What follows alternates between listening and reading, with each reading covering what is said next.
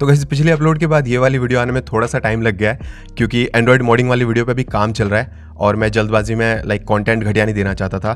तो वो in depth video आपको होपफुली बहुत ही जल्द मिल जाएगी। और आज की इस वीडियो में मैं आप लोगों को एंड्रॉयड की 8 इंटरेस्टिंग टिप्स एंड ट्रिक्स बताने वाला हूं जिनमें हम कोई भी extra third party app use नहीं करने वाले हैं। एंड 8 में से कोई भी ट्रिक ऐसी नहीं है जिन्हें आप बिना यूज़ किए रह पाओगे, क्योंकि एंड्रॉयड ट्रिक्स सच में आपको बहुत ज़्यादा हेल्प करने वाली है।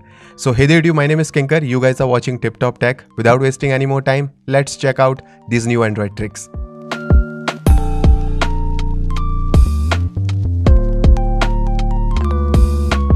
अगर आप कोई वेबसाइट एक्सेस करना चाहते हो जो कि आपके एरिया या रीजन में ब्लॉक्ड है एंड अगर आपके फ़ोन में कोई VPN भी इंस्टॉल्ड नहीं है, तो अपने एंड्रॉयड फ़ोन के ब्राउज़र में जाके सर्च करो गूगल ट्रांसलेट और गूगल ट्रांसलेट की वेबसाइट में आके डिटेक्ट लैंग्वेज में वो वेबसाइट एंटर कर दो जिसको आपको एक्सेस करना है। गूगल ट्रांसलेट आपको यहाँ से डायरेक्ट लिंक दे देगा जिस पर क्लिक करके आप उस ब्लॉक्ड वेबसाइट को बिना VPN के एक्सेस कर पाओगे। ये ट्रिक आप सिर्फ एंड्रॉयड में नहीं बल्कि अपने PC में भी यूज़ कर सकते हो। VPN सर्वर कभी कभार इंटरनेट स्पीड को स्लो कर देता है, तो इस ट्रिक को यूज करके आप किसी भी ब्लॉक्ड वेबसाइट को मैक्सिमम बैंडविड्थ पे यूज कर सकते हो। The next feature is screen magnification and you can find this feature by going into accessibility settings. Now अगर आप यहाँ से screen magnification को enable रखते हो तो as you can see आप अपने Android screen पे 3 बार टैप करके उसे किसी भी screen पे zoom या फिर enlarge कर सकते हो। You can further zoom in or out by simply doing the pinch in और pinch out gesture and screen को move करने के लिए आपको 2 fingers के साथ drag करना होगा। You might know this feature already, पर आपने इसे कभी इफेक्टिवली यूज नहीं किया होगा। जैसे आप PUBG में गेम खेलती बार इस फीचर को यूज करके क्विकली 3 बार स्क्रीन पे टैप करके एनिमीज पे जूम कर सकते हो। ये मैग्निफिकेशन रेड डॉट को भी 3x जितना इफेक्टिव बना देता है और आप इजीली इससे अपने एनिमीज को टारगेट कर सकते हो। जैसे कि आप देख रहे हो बिना किसी स्कोप के भी ये कितना जूम देता है और गेम्स में अगर आपका एनिमी कहीं दूर छुपा है तो स्नाइपिंग वगैरह में भी आपको काफी एडवांटेज मिल जाएगा। PUBG जैसी गेम में तो ये फीचर यूजफुल है ही, साथ ही आप इसे कई और चीजों में यूज कर सकते हो, जैसे कि किसी इंस्टाग्राम DP को जूम करके उसे फुल स्क्रीन में देख सकते हो, या फिर अगर आप अपने छोटे से मोबाइल स्क्रीन पे फोटो या फिर वीडियो एडिटिंग करते हो और लेट्स से कि आप स्क्रीन पे कुछ प्रिसाइजली ड्रॉ वगैरह करना चाहते हो, उसमें भी जूम करके आप एडिटिंग कंट्रोल्स को और भी अच्छे से यूज कर पाओगे। गूगल के pre installed apps Android users के लिए काफ़ी एसेंशियल होता है, बट इनमें भी बहुत सारे पावरफुल फीचर्स होते हैं जिन्हें हम अननोटिस्ड छोड़ देते हैं, जैसे कि गूगल फोटोज़। अब गूगल फोटोज़ में आपको एक कमाल का फीचर मिलता है जिससे आप किसी भी शेकी वीडियो फुटेज को स्टेबलाइज कर सकते हो।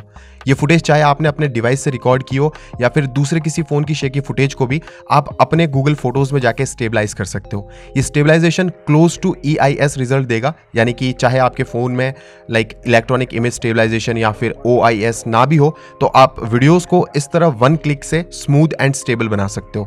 गूगल फोटोज की एक और छोटी सी ट्रिक दिखाता हूं मैं आप लोगों को। तो मान लो आपको अपने किसी फ्रेंड या किसी फैमिली मेंबर की गैलरी फोटोज देखनी है, या फिर आप अपने एक डिवाइस से दूसरे डिवाइस में अपने फोटोज को ट्रैक करना चाहते हो, तो उसके लिए आपको टारगेट डिवाइस के गूगल फोटोज ऐप को ओपन करके फोटो सेटिंग्स में जाना है और यहाँ पे आपको एक ऑप्शन मिल जाएगा शेयर लाइब्रेरीज का। इसमें बस आपको अपना वो ईमेल एड्रेस डालना है जिस पे ये फोटोज शेयर होती रहेंगी। उसके बाद आपको ऑल फोटोज को ग्रांट एक्सेस दे देना है एंड दैट्स इट।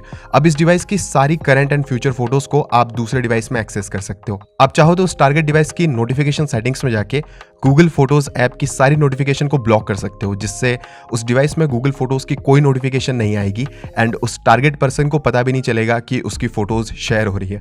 वैसे ये लुका छुपी वाला काम बिना बताए करना भी चोरी है और इसके लिए शास्त्रों में अलग से पाप लिखा हुआ है। गूगल फोटोज़ की तरह ही जीमेल में भी आपको एक यूजफुल फीचर मिलता है, जिसमें मान लो आप किसी को कोई ईमेल भेज रहे हो तो टॉप राइट में 3 डॉट्स पे क्लिक करके आप उस ईमेल को कॉन्फिडेंशियल मोड में डाल सकते हो। कॉन्फिडेंशियल ईमेल में रिसीवर उस मैसेज को आगे फॉरवर्ड, कॉपी, प्रिंट या फिर डाउनलोड नहीं कर पाएगा एंड यहाँ से आप उस ईमेल की एक्सपायरी सेट कर सकते हो, जिससे उस पर्टिकुलर टाइम के बाद वो ईमेल सेल्फ डिस्पोज हो जाएगा। The feature to invert colors in Android is arguably the most unuseful feature according to some users. iOS ने इस फीचर को इंट्रोड्यूस किया था, पर अभी उन्होंने ये फीचर अपने लेटेस्ट iOS बिल्ड से हटा दिया है, पर Android में ये फीचर आपको अभी भी मिल जाएगा। तो अगर आप अपने डिवाइस सेटिंग्स में जाके एक्सेसिबिलिटी में जाओगे तो यहाँ पे आपको एक ऑप्शन मिलेगा कलर इन्वर्जन। इस ऑप्शन को इनेबल करने से आपके डिस्प्ले के कलर्स इन्वर्ट, यानी कि व्हाइट ब्लैक में और लाइट कलर्स डार्क कलर में कन्वर्ट हो जाते हैं। फॉर एग्जाम्पल मैं गूगल में कुछ नेगेटिव इमेजेस सर्च करता हूँ। Now as you can see ये नेगेटिव इमेजेस आपको पुराने ज़माने के कैमरा फिल्म के रील जैसे लग रहे हैं, जिसमें डार्क हेयर्स का कलर ब्राइट वाइट और स्किन टोन बिल्कुल नेगेटिव है। अब अगर इस फोटोज़ को मैं इन्वर्ट कलर मोड ऑन करके देखूं तो आप देख सकते हो ये फोटोज़ पहले से नॉर्मल लग रही है, जैसे कि हम नॉर्मली अपने फ़ोन से खींचते हैं। अब एंड्रॉयड आपको ये फीचर सिर्फ नेगेटिव इमेज देखने के लिए नहीं देगा, तो थोड़ी बहुत रिसर्च करने के बाद मुझे समझ आया कि इस फीचर का एक्चुअल यूज़ क्या है। तो देखो, एंड्रॉयड में डार्क मोड एंड्रॉयड 10 से इंप्लीमेंट हुआ है और अभी भी बहुत सारे ऐप्स को आप डार्क मोड में एक्सेस नहीं कर पाते हो। तो इस इन्वर्ट कलर को यूज करके आप अनसपोर्टेड ऐप्स में भी डार्क मोड को फोर्स कर सकते हो। उसके अलावा भी कुछ सिनेरियोज में आप इसे पबजी में यूज कर सकते हो। जैसे अगर आप ब्राइट स्पॉट में किसी मैप में खेल रहे हो तो इस फीचर से एनिमीज डिटेक्शन में हेल्प मिल सकती है एंड आप गेम आइटम्स को भी दूर से स्पॉट कर सकते हो। तो कुछ सिनेरियोज में ये हेल्पफुल है, पर कुछ केसेस में ये गेम को और भी डिफिकल्ट बना देता है। तो अगर आप सही कंडीशन में इस फीचर को अप्लाई करोगे तो आपको रिजल्ट्स काफ़ी ज़्यादा हेल्पफुल मिलेंगे। वैसे गाइज, अगर आपको अब तक ये वीडियो पसंद आ रही है तो वीडियो को एक लाइक जरूर कर देना, और अगर चैनल को अभी तक सब्सक्राइब नहीं किया है तो सब्सक्राइब भी कर लेना, और पास में जो बेल नोटिफिकेशन है उस पर क्लिक करके पोस्ट नोटिफिकेशंस भी इनेबल कर लो ताकि आपको मेरे फ्यूचर अपलोड्स की नोटिफिकेशंस मिलती रहे। अभी आगे ऐसे ही 4 और कमाल की ट्रिक्स बची हैं, बट उससे पहले मैं आप लोगों को डॉक्टर फोन ट्रांसफर के बारे में बताना चाहता हूँ। इस सॉफ्टवेयर की मदद से आप अपने एंड्रॉयड या फिर आईफोन डिवाइस में डेटा को बहुत ही ईजिली ट्रांसफर कर सकते हो। इस सॉफ्टवेयर को ओपन करके आपको एक सोर्स डिवाइस कनेक्ट करना है जिस भी फोन से आप डेटा को ट्रांसफर करना चाहते हो, चाहे वो एंड्रॉयड हो या फिर iOS, एंड देन उसके बाद आपको अपना जो टारगेट डिवाइस है उसे अपने कंप्यूटर में प्लग कर देना है। देन यहाँ से आप वो सारी फाइल सिलेक्ट कर सकते हो, जैसे कि उस डिवाइस का कॉन्टैक्ट, उसकी call recordings, bookmarks, alarms and सारा कुछ जो भी आपको ट्रांसफर करना है उसे सिलेक्ट करके आपको सिंपली ट्रांसफर पे क्लिक कर देना है एंड ये कुछ ही सेकंड्स में आपका जो सारा डेटा है वो आपके पुराने डिवाइस से आपके नए डिवाइस में ट्रांसफर कर देगा। तो गाइस, इस सॉफ्टवेयर की लिंक आपको डिस्क्रिप्शन में मिल जाएगी, तो आप चाहो तो इसे ट्राई करके देख सकते हो।